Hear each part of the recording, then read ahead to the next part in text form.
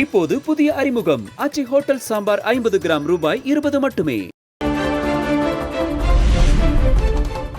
சர்ச்சைகளுடன் தொடங்கியது தமிழ்நாடு சட்டமன்ற கூட்டத்தொடர். இந்த ஆண்டு உரையை வாசிக்காமல் வெளியேறினார் ஆளுநர் RN ரவி.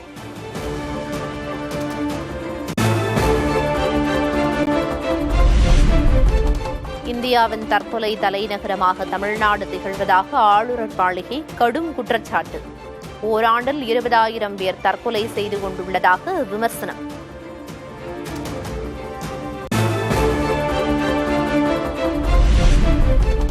$12 லட்சம் கோடி முதலீடு கிடைத்துள்ளதாக தமிழக அரசு கூறுவது உண்மைக்கு புறம்பானது. தொழில் முனைவோர் வேறு மாநிலங்களுக்கு இடம்பெயர்வதாகவும் ஆளுநர் மாளிகை குற்றச்சாட்டு.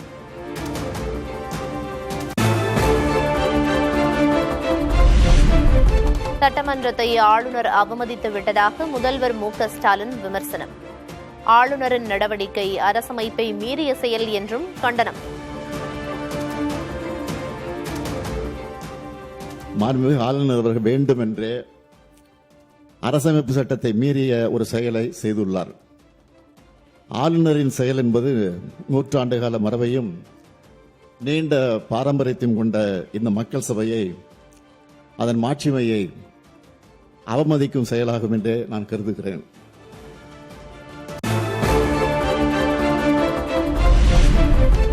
ஆளுநர் உரையோடு அவை தொடங்க வேண்டும் என்ற விதியை மாற்ற முயல்வோம் என முதல்வர் ஸ்டாலின் உறுதி. மாநில நிர்வாகத்தை முடக்கும் வகையில் RN ரவி அரசியல் செய்வதாகவும் குற்றச்சாட்டு. மாநில நிர்வாகத்தை முடக்கவும் பொது மேடைகளில் அரசியல் பேசியும் அவதூறு பரப்பி வருகிறார். அது அவர் சொந்த விருப்பம் என்று கருதலாம். எனினும் அத்தகைய ஒரு முயற்சியை இங்கும் செய்ய அவர் முனைவது ஏற்புடையது அல்ல.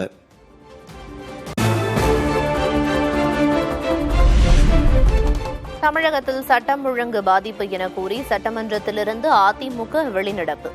மக்களுக்கு பாதுகாப்பு இல்லாத சூழல் நிலவுவதாகவும் குற்றச்சாட்டு.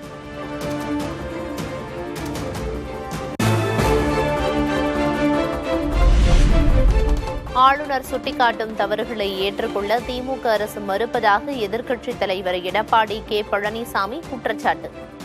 ஆளுநர் மீது தவறான எண்ணத்தை உருவாக்க முயற்சி என்றும் சாடல். முரண்பாடு இல்ல, உண்மையை கவர்னர் எழுத வேணும். தமிழகத்தில் நடைபெற்ற உண்மை செய்தியை மேத ஆளுநருடைய இடம்பெறுங்க. நான் படிக்கின்ற பொழுது நீங்க செய்த தவறை சரி என்று நான் படிக்க மாட்டேன், வாசிக்க மாட்டேங்கிற. இதுதான் பிரச்சனை.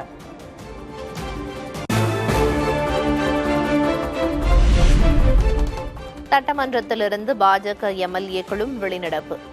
ஆளுநர் கூறியபடி தேசிய கீதத்தை இசைப்பதில் தமிழக அரசுக்கு என்ன பிடிவாதம் என வானதி சீனிவாசன் கேள்வி. ஒரு கவர்னர் அங்க என்ன கேட்கிறாரு? எந்த இடத்துக்கு சென்றாலும் அந்த இடத்தில் தேசிய கீதம் இசைக்கப்பட வேண்டும் என்பது ஒரு மரபு. தேசிய கீதம் இசைக்கிறதுல மாநில அரசுக்கு ஏன் இந்த பிடிவாதம்?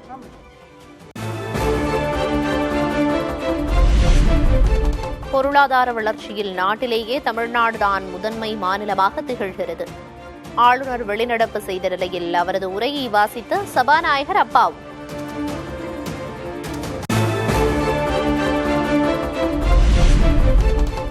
ஆளுநர் என்பவர் அரசியல்வாதியாக இருக்கக்கூடாது என சபாநாயகர் அப்பாவு கருத்து. நாடாளுமன்றத்திலிருந்து குடியரசுத் தலைவர் வெளியேறினால் பாஜக ஏற்றுக்கொள்ளுமா எனவும் கேள்வி.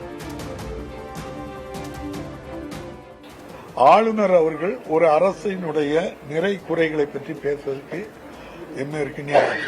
அவர் அரசியல்வாதி இல்ல. பாராளுமன்றத்தில் ஜனாதிபதி உரைய இப்படி பண்ணுவாங்களா?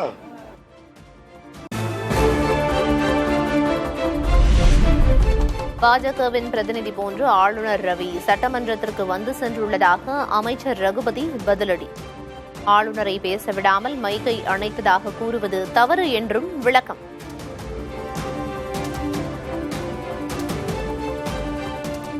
இப்பொழுது மைக்கை ஆஃப் செய்தார் என்றால் மைக் ஆஃப் செய்யப்படவில்லை, அது சுத்தமான புழுகு. அதை தமிழக மக்களுக்கு தெரிவிப்பதற்காக இதன் மூலமாக தெரிவித்துக் கொள்கின்றோம். ஆளுநர் ஏதோ தான் சொல்லிவிட்டால் அதை உண்மை என்று மக்கள் எண்ணி விடுவார்கள் என்று நினைக்கின்றார்.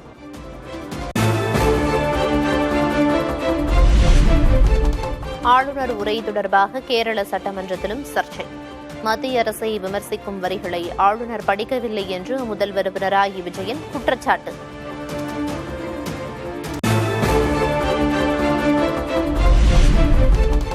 இன்றிரவு தமிழகம் வருகிறார் பாஜக மேலிட பொறுப்பாளர் பியூஷ் கோயல். தேசிய ஜனநாயக கூட்டணியை இறுதி செய்யும் முனைப்பில் பல்வேறு கட்சிகளுடன் பாஜக பேச்சுவார்த்தை.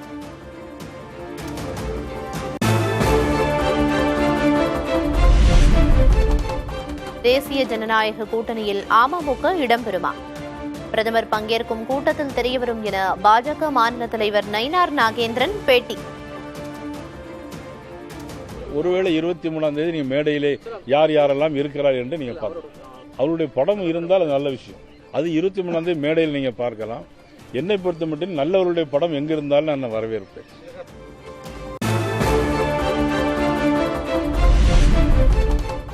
அமமுக மாவட்ட செயலர்களுடன் நாளை முக்கிய ஆலோசனை நடத்துகிறார் கட்சியின் பொதுச் செயலர் டிடிவி தினகரன்.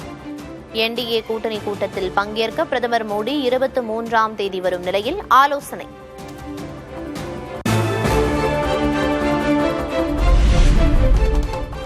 சரியாக செயல்படாத மாவட்ட தலைவர்கள் மாற்றப்படுவர் என காங்கிரஸ் மேலிட பொறுப்பாளர் கிரிஷ் சோடங்கர் எச்சரிக்கை. கூட்டணி குறித்து தேசிய தலைமையே முடிவு செய்யும் என்றும் திட்டவட்டம்.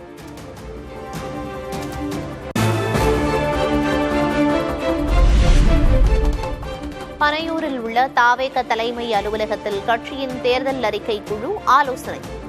தமிழகம் முழுவதும் மக்களை சந்தித்து கருத்து கேட்டு அறிக்கை தயாரிக்க முடிவு.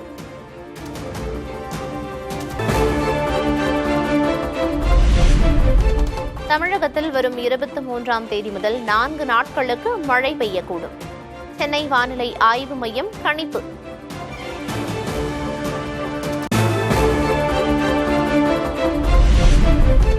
ஒரே நாளில் 3600 ரூபாய் உயர்ந்தது ஆபரண தங்கத்தின் விலை. ஒரு சவரன் தங்கம் 1,11,200 ரூபாய்க்கு விற்பனை.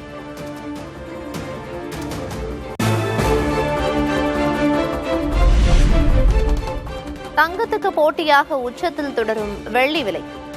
ஒரே நாளில் கிராமுக்கு 22 ரூபாய் உயர்ந்து 340 ரூபாய்க்கு விற்பனை.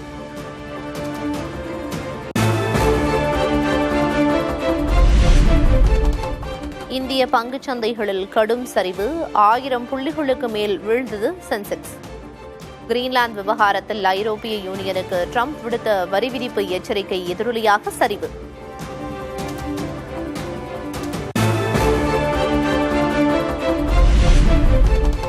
டெல்லி பாஜக தலைமையகத்தில் அக்கட்சியின் தேசிய தலைவராக பொறுப்பேற்றார் நிதின் நபீன். பதவியேற்பு விழாவில் பிரதமர் நரேந்திர மோடி, மத்திய அமைச்சர்கள் அமித் ஷா, ராஜ்நாத் சிங் உள்ளிட்டோர் பங்கேற்பு.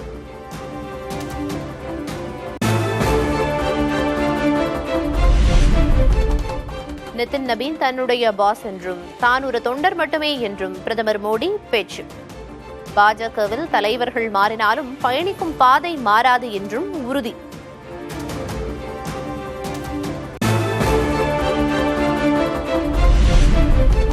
பாஜக தலைவராக பொறுப்பேற்றதும் திருப்பரங்குன்றம் விவகாரத்தை கையில் எடுத்த நபீன்.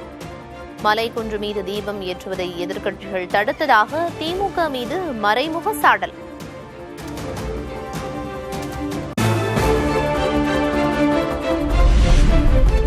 ஏழைகளுக்கான நலத்திட்டங்களை பிரதமர் மோடி பலவீனப்படுத்துகிறார். உத்தரப்பிரதேச மாநிலத்தில் தனது ராய்பரேலி தொகுதியில் ராகுல் காந்தி குற்றச்சாட்டு.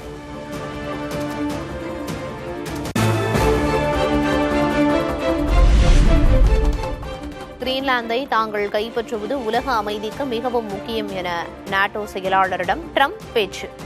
தங்களால் மட்டுமே உலகில் அமைதியை கொண்டுவர முடியும் என்றும் திட்டவட்டம்.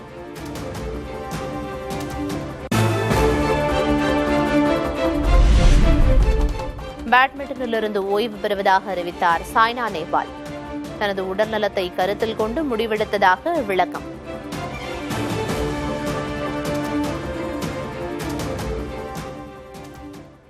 இப்போது புதிய அறிமுகம் ஆச்சி ஹோட்டல் சாம்பார் 50 கிராம் ரூபாய் 20 மட்டுமே.